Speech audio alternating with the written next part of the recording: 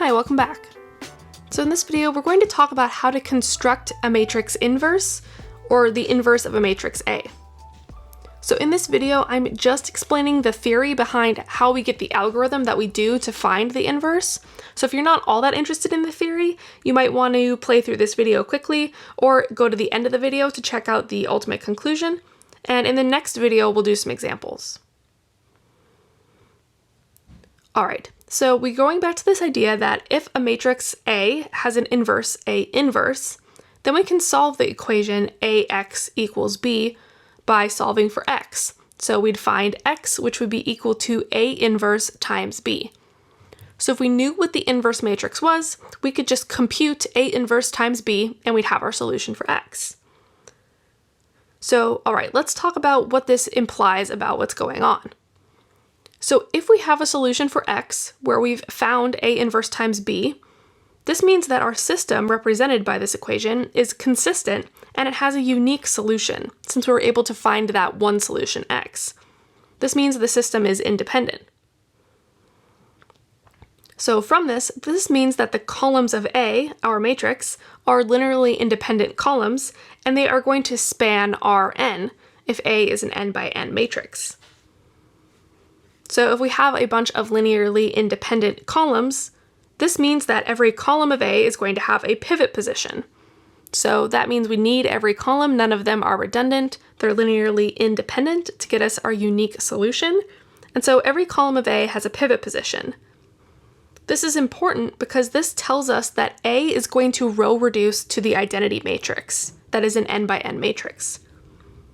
So if we have A, it can be row reduced to the identity where we have 1, zeros in the rest of the row, then 0, 1, zeros in the rest of the row, all the way to the last row where we have zeros and then 1 in that final position. And this is going to have n columns and n rows. So this should make sense. We have an n by n matrix A. It's going to row reduce to the identity where we have a pivot in every column and also in every row, right? So all of the columns are needed. They're all linearly independent. So anytime our matrix A has an inverse, not all of them do, but anytime a matrix does have an inverse, we can row reduce it to the identity, and this is going to help us find the inverse matrix itself. So let me talk about how that happens. All right, so our ultimate goal is to find the inverse matrix. So let's say we have a matrix A where the columns are A1 through AN, and we have our matrix A inverse that we're trying to find, which is V1 through Vn. If this matrix exists, then we know that A times A inverse is going to be equal to the identity. That's what it means to be an inverse, is that we can multiply the two matrices together and get our version of 1. So if we take our matrix A and multiply it by A inverse, we should get the identity matrix, which we can think of as having columns equal to the basis vectors. So the first column has a 1 in the first position, second column has a 1 in the second position, and the nth column has a 1 in the nth position. All right, then the way matrix multiplication works is that we take this matrix A and multiply it by each of these vectors. We're really doing a series of matrix vector multiplications. So the columns are going to be A times the first vector, A times the second vector, all the way through A times the nth vector. So we're doing this just to get one matrix equal to another matrix. So we have matrix equals matrix here, and this tells us that each of the columns need to be equal. So the first column on the left equals the first column on the right. So we have AV1 equals E1. Then we do the same thing for the second columns, AV2 equals E2, all the way through the last column, AVN equals EN. So all of these are matrix equations that we could then solve. So this would be a lot to do, but we could find V1, V2, all the way through Vn, and then we'd have our inverse. This is our goal, right? To find the inverse matrix. We could solve each of these equations. We're totally capable of doing that in the ways that we currently know how to do it.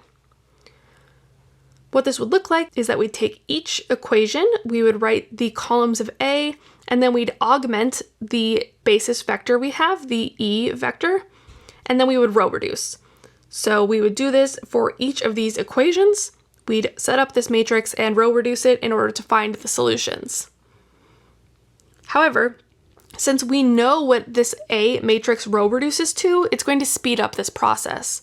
So remember, we showed that the matrix A always can row reduce to the identity if it has an inverse. So we know that A is going to row reduce in the same way every single time.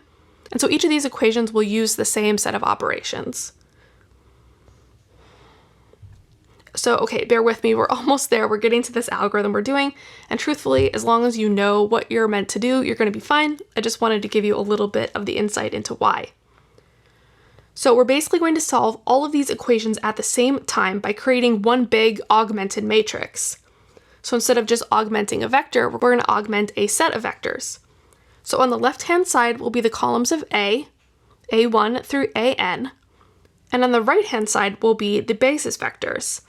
So the E1 comes from our first equation we are trying to solve, E2 from the second one, all the way through En. So this is the matrix we're going to row reduce to find our inverse matrix. To make this a little shorter to write, we're going to abbreviate this matrix as being A on the left-hand side, then augmented with the identity matrix that has n columns, or is n by n, on the right-hand side. So A and then I sub n. Now, the augmented part of this matrix is going to give us the columns of the inverse.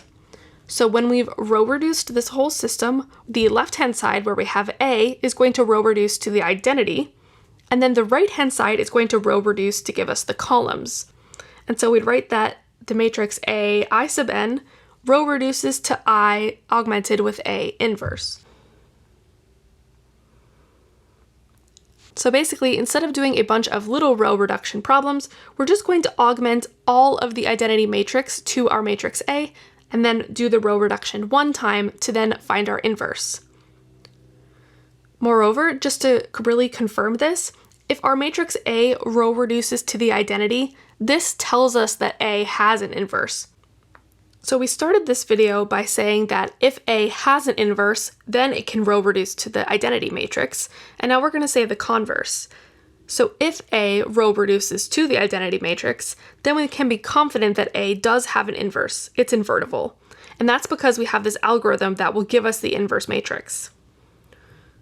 Moreover, this whole process tells us that if we row reduce A to something that's not the identity matrix, say it has a row of zeros or it has a row that represents an inconsistent system, this means that the matrix A is singular or not invertible.